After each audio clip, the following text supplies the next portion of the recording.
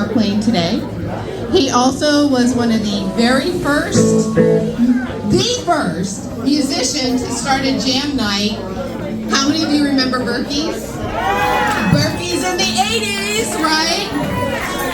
JT started our first jam night at Berkey's. It was a blues band jam. Over the years, he has played with many different musicians, and he's entertained a lot of us here in many different ways. And Joni's been there. I do have to tell a little funny story. The first time I got to see JT in concert was because Joni had just started dating JT, and she took this really awkward 19-year-old who was working with her to see her future significant other play in his band that night. So we're really glad to have everyone here and to pay memory to someone who really touched a lot of our lives in so many different ways. Thank you, Joni, for sharing this night with us.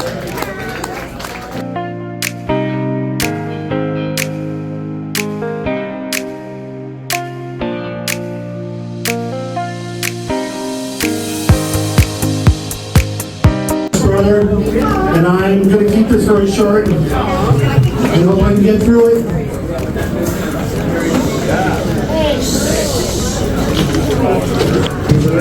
My family and I want to thank all of you for coming. I also want to thank all of the people who ever played with Joe. Or came to dance to his music. Or just sit and listen to him. He made it possible for him to do the one thing that he loved the most. To play his guitar. Special thanks to Deacon, his partner in crime for many years. Sometimes on an occasion like this, we may ask for a moment of silence, but that's not my brother. He wants to hear more rock and roll. Thanks again for coming out tonight, and enjoy yourselves.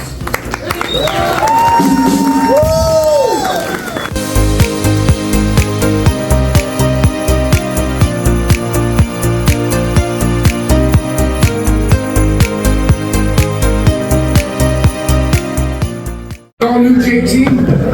Should be fine. I came to Tucson like 88, so I've been here for a while. And I was a musician from Detroit, and I played in a pro band, toured. I get to Tucson, and they're paying $50 a night per man with the Taylor's band, Bobby Taylor and Sam Taylor. And I go, what? And I met JT. I think it was at Berkey's. And Deacon. Back then, they brought me in to their little group of people. And we've been friends ever since. And never a nicer guy than JT. So, here's to you.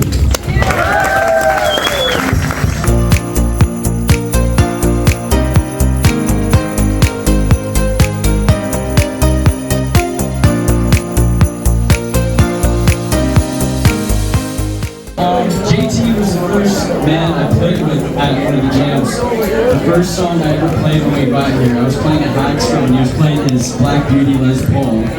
And I remember he offered to let me play it. And I remember I was freaking out and I didn't want to play it because I felt I was going to drop it and ruin his guitar. So I told him I didn't want to play it. But our first song that we played together was The Thrill Is Gone. And that's like a really, really, really good memory of ours that I had with him.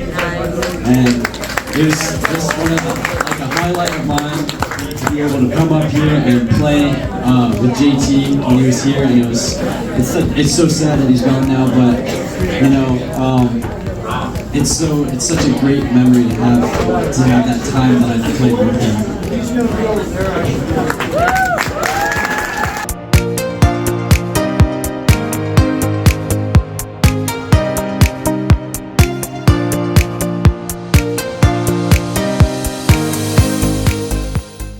Thank you all for coming to your mom's house, and thank you all for being here to celebrate JT. Split Decision's been our house band since we took control of the bar about 15 months ago. So it's been an absolute pleasure working with them. JT is an amazing person. I got really lucky because I worked on bass right next door to where he was working at the BX, so I got to go see him at least 2-3 times a day. Definitely miss the man. He was a great man, and we owe him a lot for making this the music venue that it's become over the last year. So here's the JT.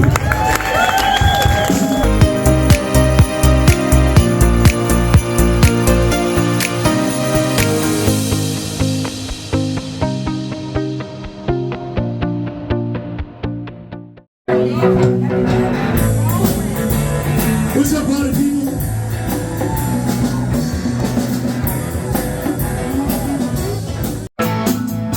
Riding down the highway, going to a show.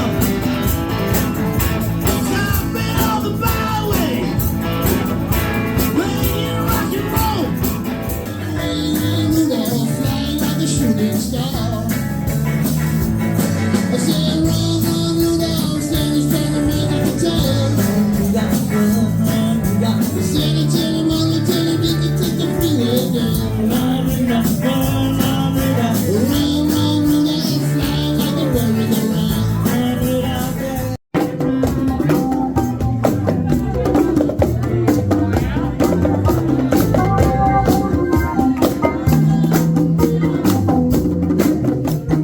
A great promoter. He put a lot of guys together. He brought a lot of musicians together and always had an encouraging word.